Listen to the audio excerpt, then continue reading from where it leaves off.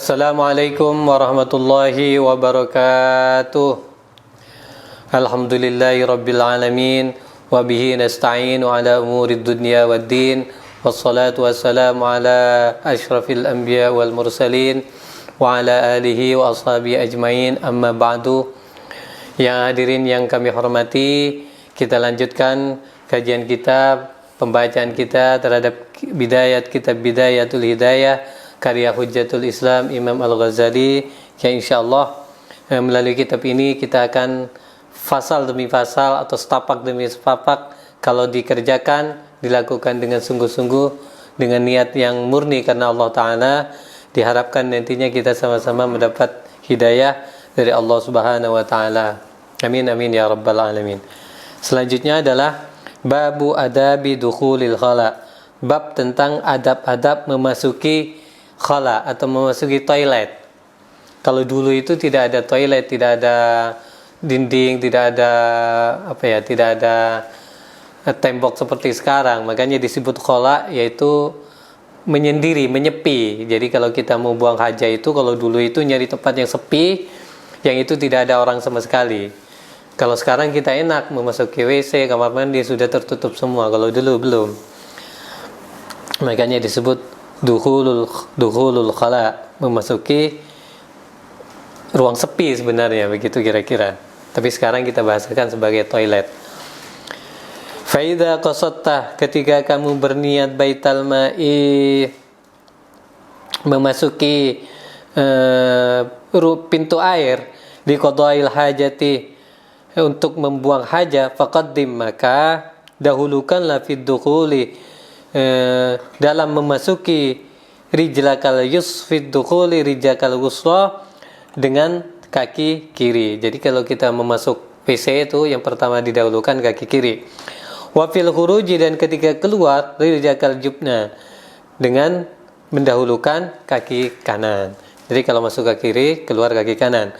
Wala tashib, dan jangan mengiringi syai'an, sesuatu alaihi terhadap memasuki baital ma, ismullahi, nama-nama Allah Ta'ala yang Maha Agung, wa rasulihi, dan rasulnya. Jadi kalau masuk WC itu jangan bawa hal-hal yang ada tulisan Allah atau ada nama Allah dan rasulnya, atau tulisan-tulisan Al-Quran. Jauhkan dari hal seperti itu. Wala tadkhul, jangan masuk hasirar ra'si,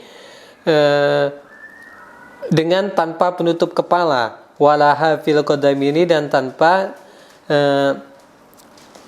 alas kaki, walaha fil qadamini, tanpa alas kaki. Wa qul, dan ucapkanlah indad dukhuli, ketika masuk WC atau toilet tersebut, membaca bismillahi, dengan nama Allah, a'udzubillahi, aku berlindung kepada Allah, minar rijzi, dari kotoran, an-najisi yang najis, al-khabisi, yang dan keburukan, al-mukhbisi, yang dibuat keburukan tersebut, asyaitani, syaitan, ar-rajimi, rajim, yang terlaknat, yang terkutuk. Wa indal khuruji, dan ketika keluar WC, berdoa, ghufranaka, semoga Allah mengampuni, semoga engkau mengampuni, alhamdulillahi, segala puji bagi Allah, alladzi zat azhaba, yang telah menghilangkan anni, dari diriku, ma yu'dhini, sesuatu yang menyakitiku, sesuatu yang membuat penyakit bagi diriku, wa abqa, dan menetapkan fiya, di dalam diriku, ma yanfa'uni, dan sesuatu yang bermanfaat di dalam diriku atau di dalam jasadku. Jadi kalau kita mau masuk WC, kita itu dianjurkan untuk masuk dengan kaki kiri dan keluar dengan kaki kanan, dan kita tidak diperbolehkan membawa asma Allah atau asma Rasul atau ayat-ayat Al-Quran ketika memasuki toilet atau WC. Itu harus dilepas dulu di luar, baru kita boleh masuk. Dan jika kalau mau masuk kamar mandi juga, kita disarankan untuk memakai penutup kepala serta tidak telanjang kaki. Mungkin ini terkait dengan bahasa khala tadi. Dulu itu memang tidak ada penutup kepala. Kalau kita mungkin zaman dulu masih menangi atau masih menjumpai orang-orang itu kalau buang hajat itu di sungai atau di jamban, itu kan nggak ada penutup kepalanya, nggak ada tutupnya, sehingga kemudian kita disarankan untuk menutup kepala kita, dan juga memakai sandal biar kita nggak kecipratan air ketika kita istinja atau bersuci. Kira-kira maksudnya seperti itu.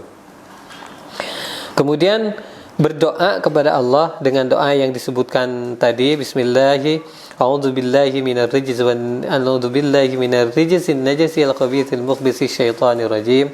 Dan ketika keluar juga disarankan untuk berdoa, Ghufranaka alhamdulillahilladzi adhaba anni ma yu'dhini wa baqa ma fiyya ma yanfa'uni. Doa-doa yang biasa kalau kita pernah jadi guru di TPK atau DSD ini sering diajarkan, dan sudah ada juga di buku-buku al-maksurat atau segala macam.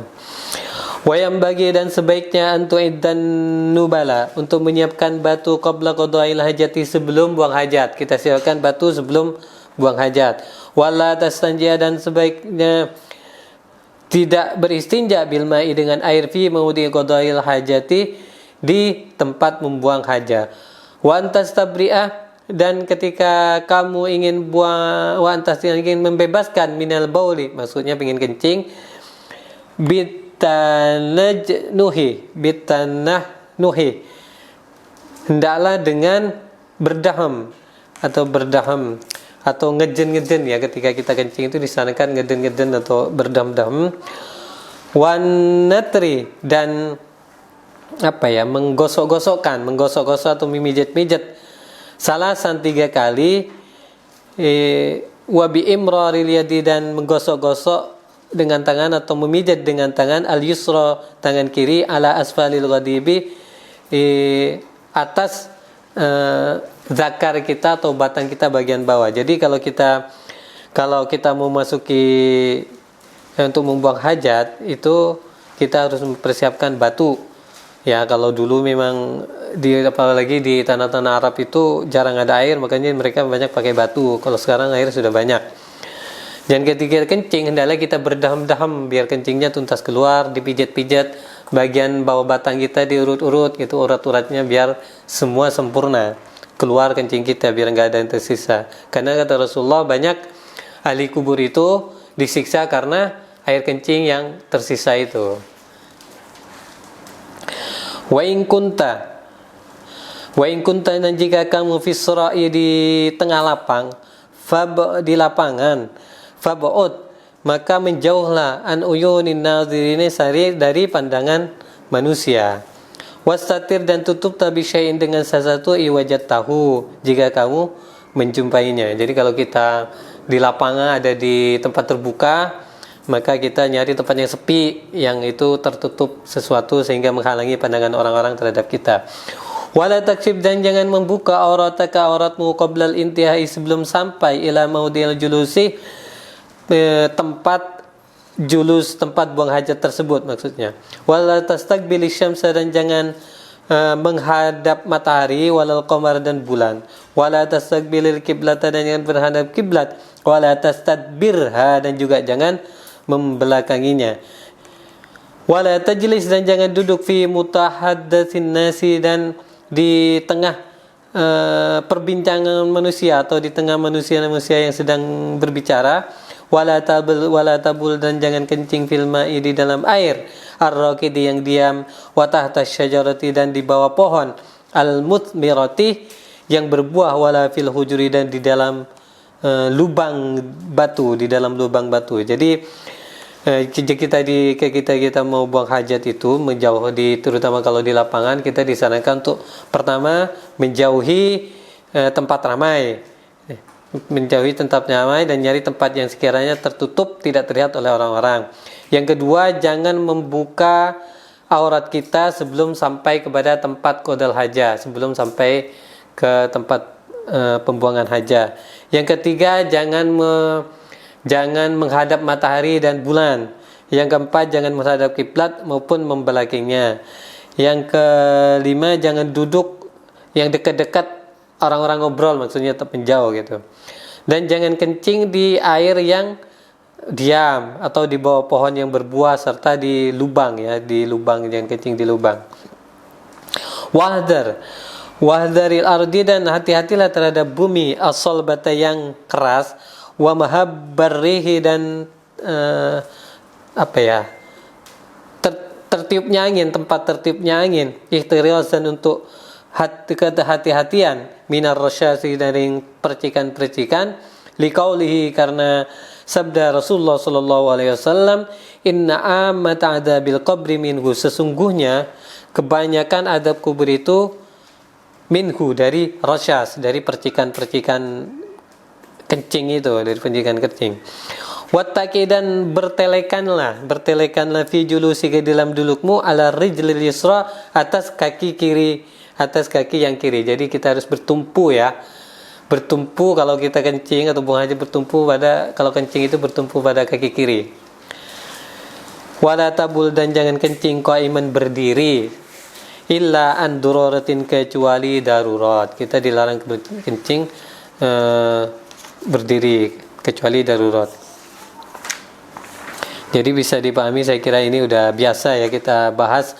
Wajma, dan mengumpulkan fil istinja'i, wajma, dan mengumpulkan fil istinja'i, di dalam istinja, baina istimalil hajari, antara memakai batu, wal ma'i, dan air. Faida rattal iktisar, jika kamu menginginkan iktisar, meringkas, ala adima, atas salah satunya, fal ma'u afdal, maka itu lebih air. Jadi kalau istinja itu kita bisa memakai batu dan air sekaligus. Tapi kalau kita ingin meringkas, kita bisa memakai air terlebih dahulu. Pengen memakai salah satunya, maka memakai air itu lebih baik daripada memakai batu. Wa idza tasara 'alal hajiri, dan jika kamu menginginkan, wa idza tasarta 'alal hajiri, dan ketika kamu ingin meringkas atau memakai batu, fa'alaika, maka atasmu, antas tamila, untuk memakai salah satu ahjarin, 3 batu, zahiratin, yang suci, munsyifatin, yang menyerap atau membersihkan, lil aini, terhadap zat atau ain tersebut, zat atau najis tersebut, itu maksudnya. Tamsahu, basuhlah, biha, dengan salah satu ahjarin itu, mahallan najwi, tempat-tempat bagian tertentu, bihaitsulah tantakilah, sekiranya tidak berpindah, an najasatu, najisnya, an maudiha, sekitar tempatnya. Jadi kita itu bisa memakai batu atau air, tapi kalau kita ingin pakai air saja itu lebih baik. Dan seandainya kita juga ingin pakai batu, maka pakai batu itu harus berjumlah 3 buah, dan itu digosok-gosokkan, yang suci, yang bisa menyerap, dan itu digosok-gosokkan terhadap tempat-tempat yang ada najisnya itu. Dan tidak boleh dan itu harus kita lakukan secara hati-hati, biar itu nggak kemana-mana najisnya gitu, apalagi kalau kencing. Wakadzalika, dan hal begitu pula, tamsahul qadibi, membasuh batang ya, atau zakar kita, fi salasati mawadi'an min hajarin, di dalam 3 tempat min hajarin. Jadi kita dengan 3 batu itu kita basuh kemaluan kita secara benar. Kemudian fa'ilam yasulil inqa'i, dan andai kata tidak mampu atau tidak bisa membersihkan bisalasatin, dengan 3 batu tersebut, fatamim, maka sempurnakanlah, khamsata aw sab'atan, maka boleh tambahin dengan 5 atau dengan 7 batu, illa ayyangkya, sampai hilang, bil itari, dengan cara ganjil. Jadi caranya, kalau dengan 3 batu itu najis kita belum hilang, maka kita dasar untuk memakai 5 atau 7 batu. Yang penting itu ganjil. Boleh, kalau juga 7 batu juga belum bisa, pakai 9 batu, kira-kira seperti itu. Fal itaru, maka sesungguhnya maka yang witir atau yang ganjil-ganjil itu mustahabun. Karena apa? Karena yang ganjil-ganjil itu sunnah atau dianjurkan. Wal inqa'u, dan sedangkan membersihkan itu wajibun, wajib. Jadi sekali lagi, kita dalam istinja itu kita boleh memakai air, mau memakai batu. Tapi kalau sekarang kita udah udah modern, jadi banyak sudah air juga sudah tidak susah lagi didapat, di mana-mana banyak air, maka fal ma'u afdal, dengan air itu afdal. Wala tastanji, dan jangan beristinja illa bil yadi dengan, kecuali dengan tangan al yusra, kiri. Istinja itu jangan pakai tangan kanan, tangan kiri. Wa qul indal firagh, dan katakanlah atau berdoalah indal faragh, ketika sudah selesai qadil hajah, membuang hajah, minal waqul, dan berdoalah indal firaghi, ketika sudah selesai, minal istinja, sakil istinja. Apa doanya? Allahumma tahhir qalbi, Allahumma ya Allah, tahhir, sucikanlah qalbi, hatiku, minan nifaqi, dari nifaq atau kemunafikan. Wa hassin, dan jagalah farjiku, minal fawahir, dari perbuatan fasya dan keji, perbuatan kotor seperti zina dan lain-lain. Wadluk, wadluk itu gosok-gosokkan. Wadluk yadaka, dan gosokkanlah yadaka, tanganmu, ba'da tamamil istinja'i, setelah selesai secara sempurna istinjanya, bil ardi, ke bumi, ke tanah, digosok, au bihaitin, atau ke tembok, summa uksila, kemudian cuci pakai air. Jadi ini sudah biasa ya bab-bab ini dalam fikih ketika kita istinja. Cuma beliau di sini mengajarkan tentang adab-adab masuk toilet, yaitu dengan masuk kaki kiri, keluar dengan kaki kanan. Kemudian disarankan juga untuk berdoa, juga tidak menghadap kiblat, tidak menghadap matahari, dan menjauhi juga tempat-tempat yang sekiranya dilihat oleh orang lain. Saya kira itu saja untuk pasal hari ini ya, yang mana doa-doa ini memang harus kita hafal ya dari kitab beliau ini, untuk kita baca ketika kita melaksanakan atau ketika kita masuk maupun keluar WC, ataupun ketika kita istinja maksudnya.